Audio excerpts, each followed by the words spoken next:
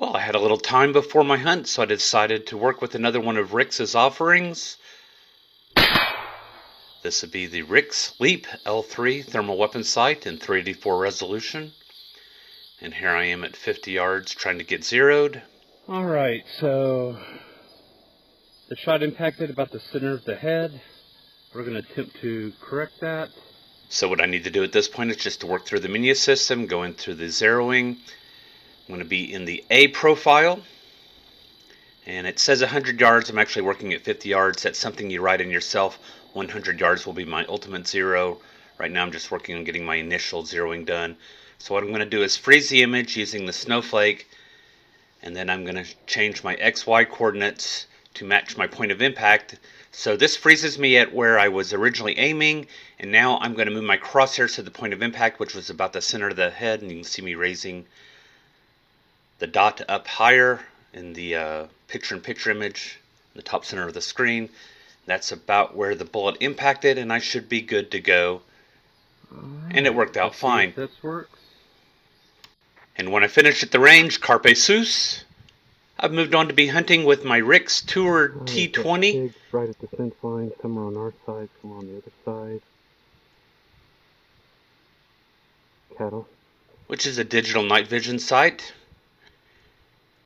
In terms of the environmentals, the wind is in my favor, which is absolutely great. The problem is that there's a super blue moon right now. It's pretty bright outside, and so the cattle have taken notice of me. I'm sure if I get much closer, the hogs will take notice of me as well. And of course, I'm using the advantage of night vision. I'm using my RIX TOURER T20 digital night vision weapon sight. And I'm just going through my normal routine at this point, assessing what hogs are present, trying to figure out males, females, large and small, picking out what targets I want to pick, which ones are the safest, make sure that they're all on my side of the fence. The landowner owns both sides of the property, but I don't want to be shooting through the fence. I decide I want to go ahead and move up, get a closer shot, and when I move up, the cattle move with me, they spook the hogs start running. And as I was working with the LEAP L3 earlier in the evening, the record button on the LEAP is on the left-hand side, and I'm desperately pressing the button to record on the TOURER T20 on the left-hand side. And that's actually the menu select button. It is not the record button on the T20, and so I did not get the shot. However, I dropped 2 hogs with 1 shot, down at about 175 yards. Brass Catcher by Tactical Brass Recovery. The hogs turned out to be a 70-pound boar and a 40-pound female shote. Moving on to the next property, I got out of the truck. I had hogs at about 300 yards, and by the time I got the rifle out, the hogs have now sprinted over to about 450 yards or so. The wind wasn't in my favor. I was backlit by the moon. And when these hogs spooked, they spooked like I've never seen hogs spook before. I mean, just look at them go. I'm not even speeding up this video. This is real-time video. And they're going to cross the ridge up there at about 650 yards. And as we're about to lose sight of the hogs, I'm going to go ahead and turn off the IR light right here just to show you how much illumination the IR light was providing and how well the TOURER T20 scope does at distance. Now, there is some advantage from using the light from above than using it at ground level, of course, but this is just showing you some of the capabilities of the scope as I turn the light back on. Moving on 2 days later, same property after sundown. Alright.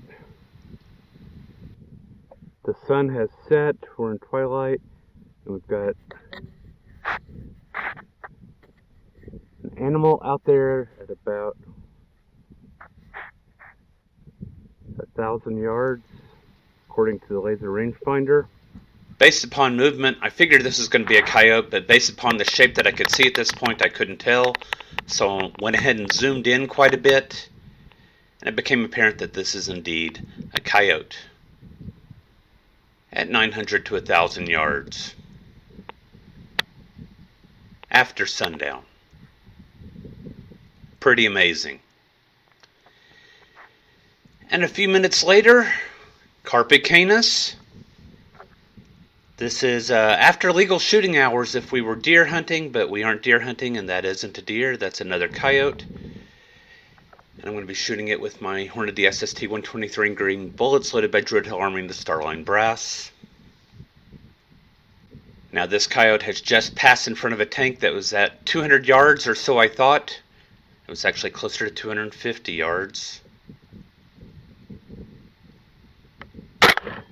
So my holdover isn't quite enough. I clip the upper legs of the Coyote.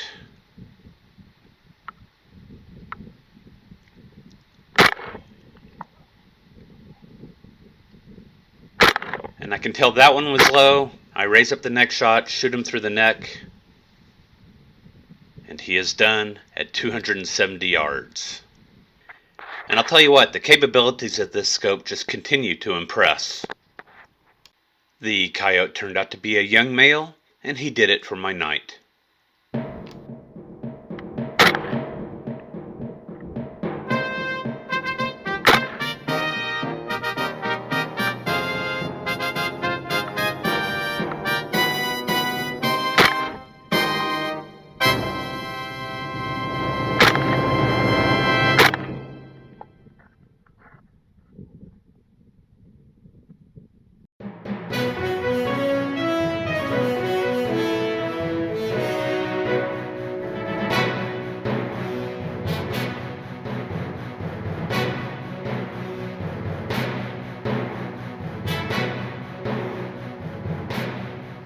Carpe sus, my friends.